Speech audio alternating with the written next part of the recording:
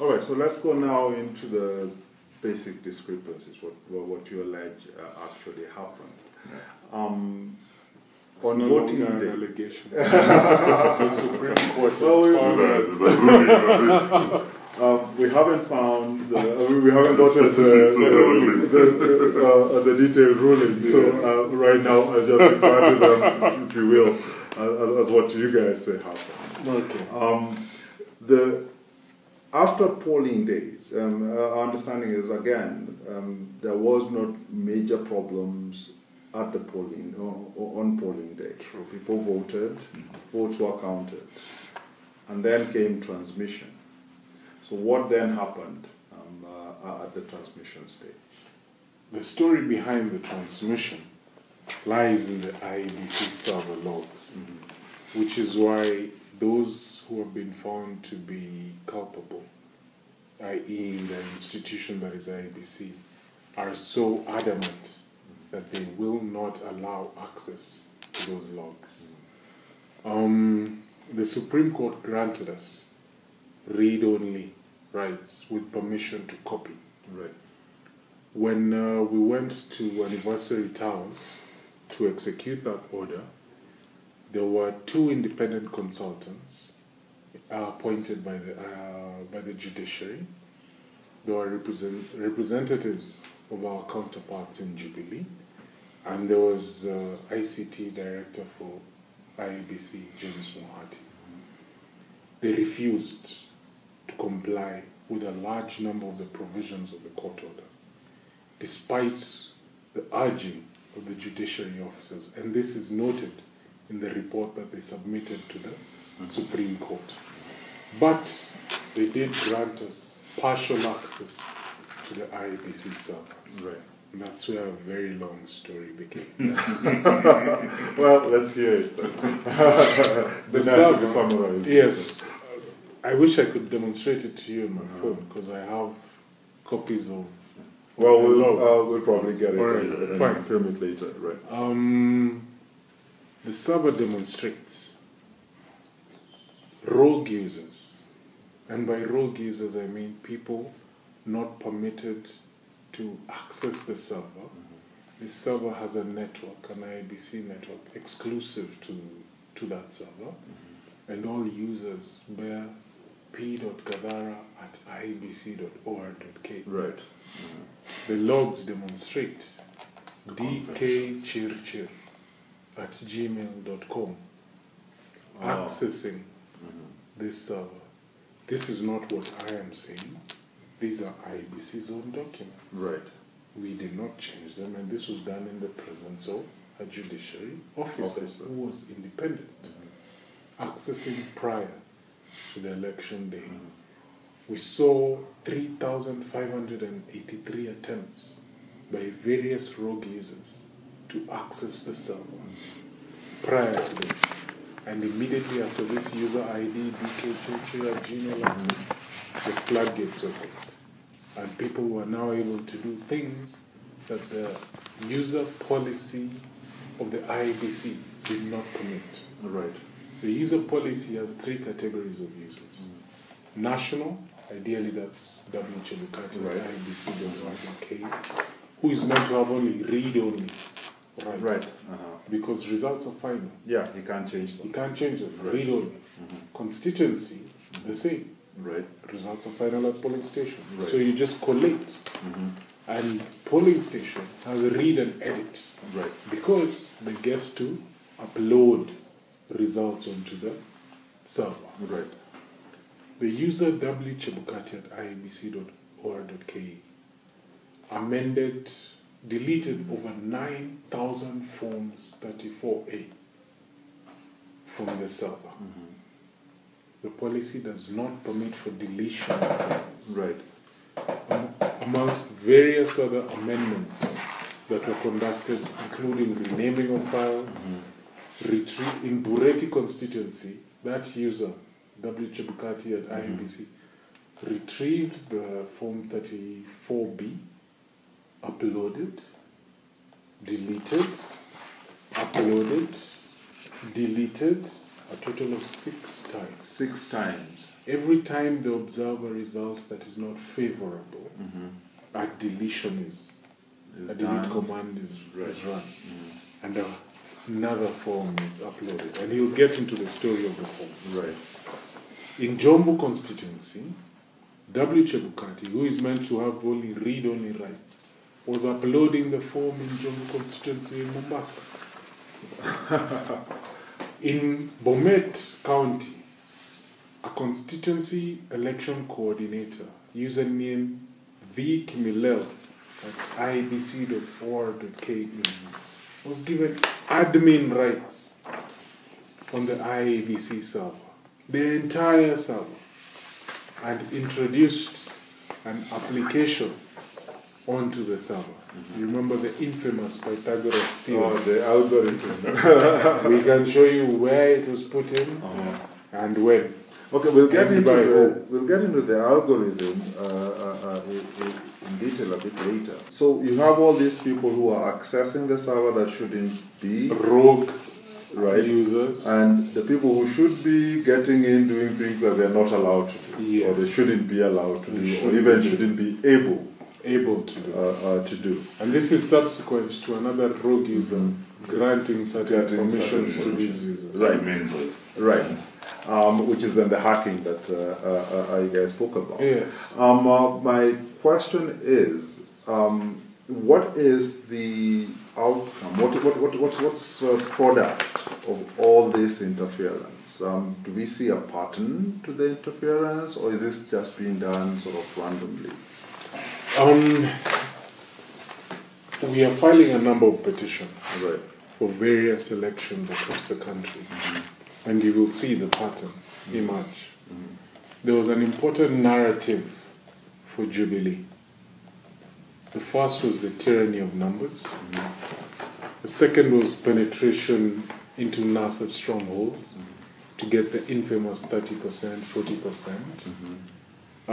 And to be able to demonstrate this, certain counties were vital. It was also important for them to demonstrate that NASA had made no inroads in Jubilee strongholds like Bomet. So Meru and Kericho and Elgeyo Marakwet. So you will see the narrative of having flipped Northeastern. Garissa governor, Natif Jama's election was fiddled with.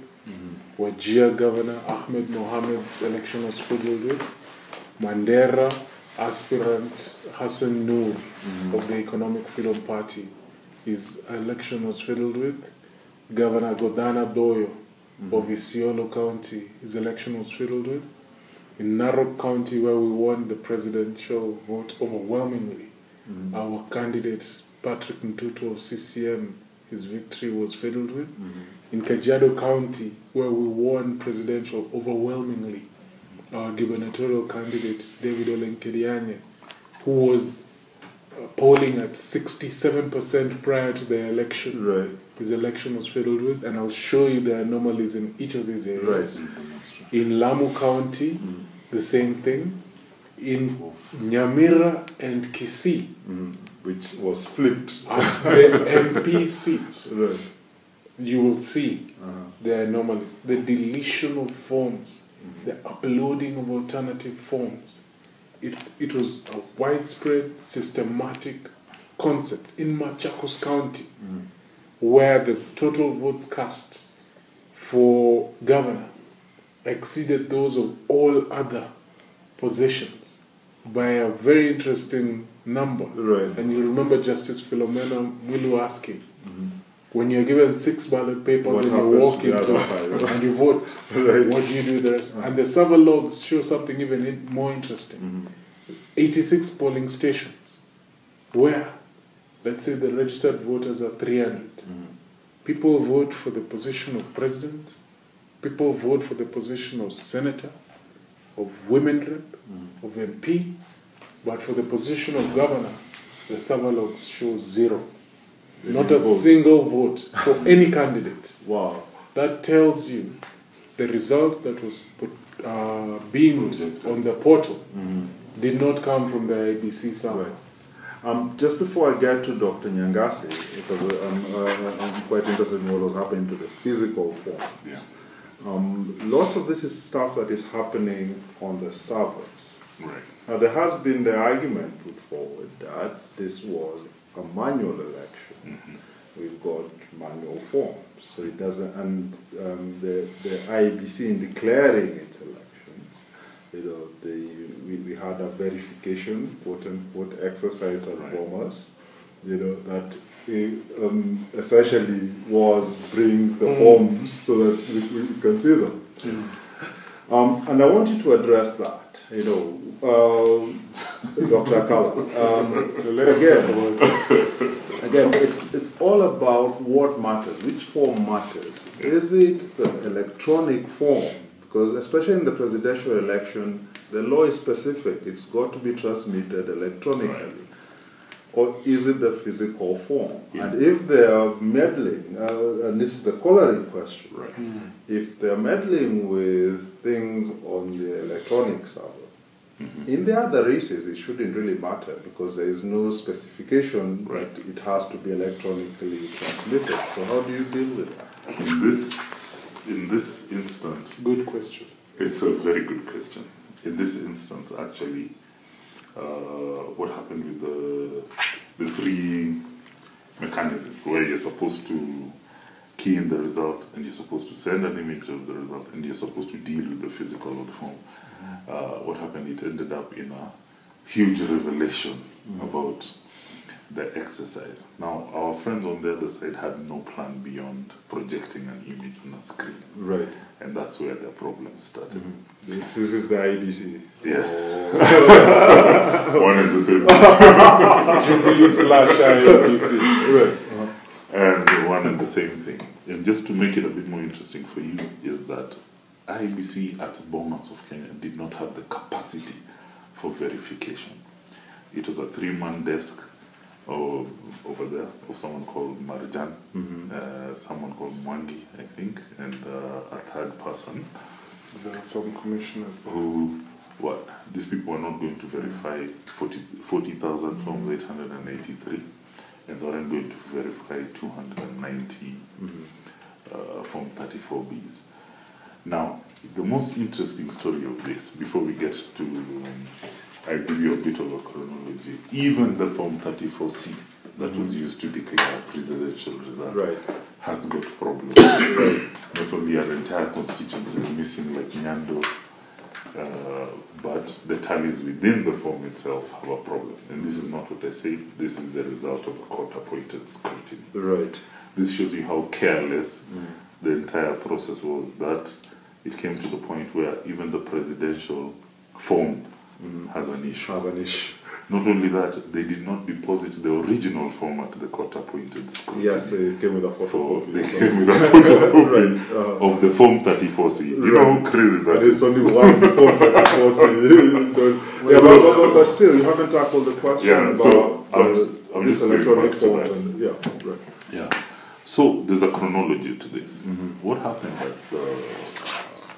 Bomas of Kenya after they projected that result is that we became intrigued. There's a right of political parties, especially the agents, to have access to election material during the process going on. So there was a formal inquiry for, can you supply, especially when the result was projected, can you supply us with the supporting documentation that allows you to project that result? Because we all know that if you key in a result, then you should have the supporting form, because they came at the same time. Right. Now, there was a huge problem with access, because by the time they got into about 8 million votes, they had only availed 6,000 forms. 6,000 images. 6,000 images of Form 34As.